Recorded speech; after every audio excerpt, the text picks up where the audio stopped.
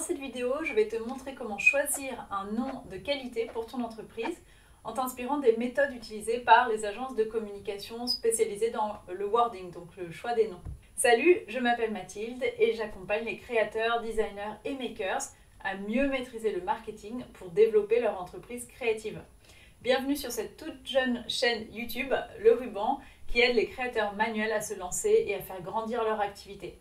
Abonne-toi pour voir les prochaines vidéos, j'en publie chaque semaine. Sans plus attendre, découvrons tout de suite la méthode pour trouver un nom pour ta marque ou ton produit. D'abord, il faut bien comprendre ce qu'est un bon nom. Alors d'abord, c'est un nom facile à prononcer et à comprendre. C'est un nom facile à épeler. C'est aussi un nom qui n'est pas déjà déposé et dont le nom de domaine est disponible. Enfin, c'est un nom qui évoque ton secteur d'activité et ton identité de marque. Ce critère n'est pas obligatoire, mais il te simplifiera grandement la vie quand tu devras communiquer, te présenter. Alors, étape numéro 1, il faut déjà être bien clair sur ton intention. L'intention, ça veut dire quoi? Ça veut dire identifier les clients auxquels tu t'adresses et l'univers de marque que tu veux créer. Donc par exemple, si tu crées des produits artisanaux en circuit court pour des clients locaux, si par exemple tu fais de la bière, tu fabriques des meubles, idéalement le nom doit plutôt être en français. A l'inverse, si tes produits sont plus technologiques, comme un objet connecté ou que tu penses surtout vendre à l'international, alors là, un nom en anglais pourrait avoir du sens, ou en tout cas facile à prononcer pour un client étranger. Avant de noter tes idées de nom, je dirais donc qu'il y a deux grandes décisions à prendre avant tout. Premièrement, choisir la langue de ton nom. Est-ce que ça va être un mot en français, en anglais, dans une autre langue, un mot qui ne veut rien dire, dans une langue inventée? Et ça va vraiment orienter déjà ta réflexion dans les grandes lignes. Par exemple, pour choisir le nom Le Ruban, j'ai beaucoup réfléchi au nom que je voulais donner à ce projet et j'avais d'abord pensé utiliser un nom que j'adore, qui est Making Society, qui a le bon message puisque le but ici avec cette chaîne, c'est vraiment de réunir et d'aider la communauté des créateurs entrepreneurs.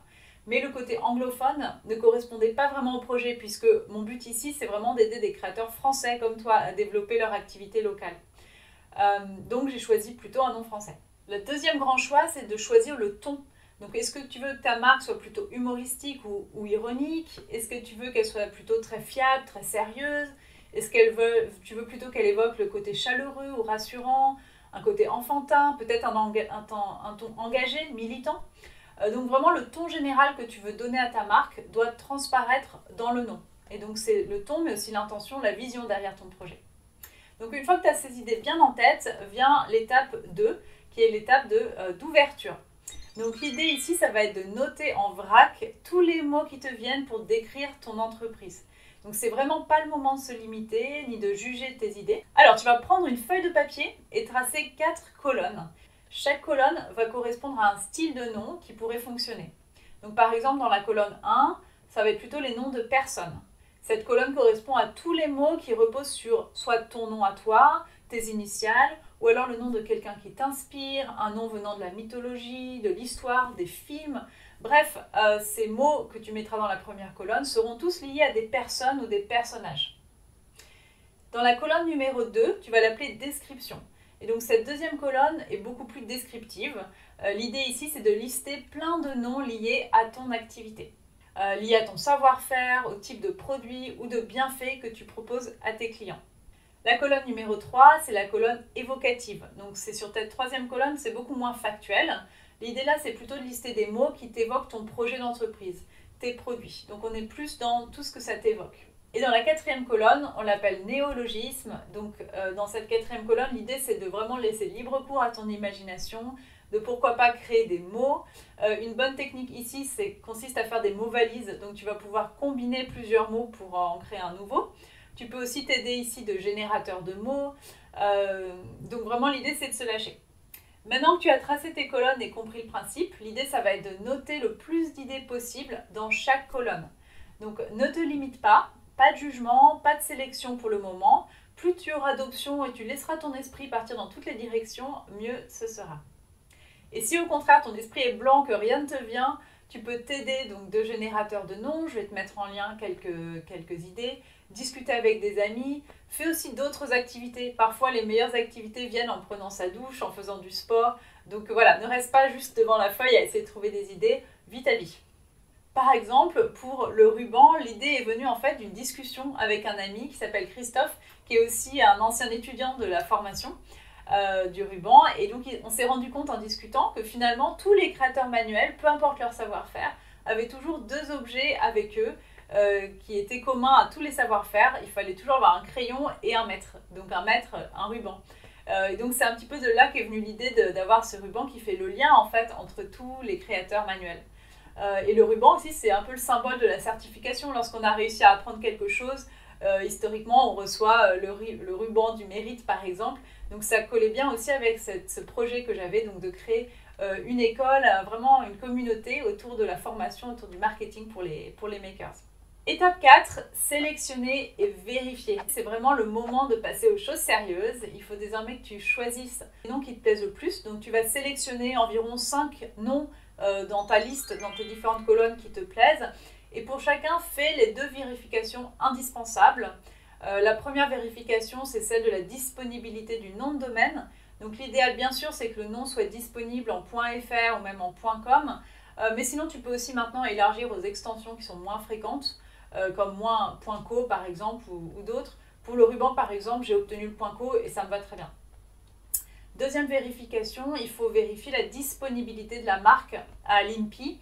Donc, est-ce que la marque est déjà protégée? Est-ce qu'elle est déjà utilisée? Là aussi, je te mets le lien dans la description, on pourra en reparler aussi plus tard. Mais c'est un point important à vérifier avant de te lancer.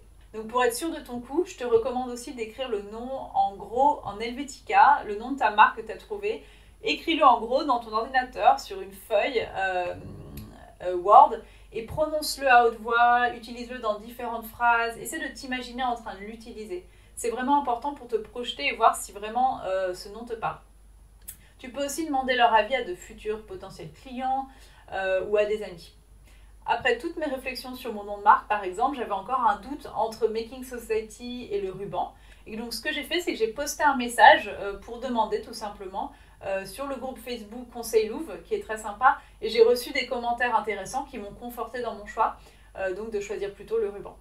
Donc il faut souvent faire pas mal d'allers-retours, tu vois, entre les 4 étapes que je t'ai présentées pour trouver le nom idéal. C'est pas totalement linéaire, mais continue, persévère et tu vas finir par le trouver. Donc garde en tête aussi qu'un grand nombre de noms fonctionnent. L'important, c'est surtout ce que tu en fais plus tard. Il n'y a pas une seule bonne réponse, le nom parfait. Il y a plein de noms qui peuvent fonctionner en fait, que ce soit pour ta marque ou ton produit.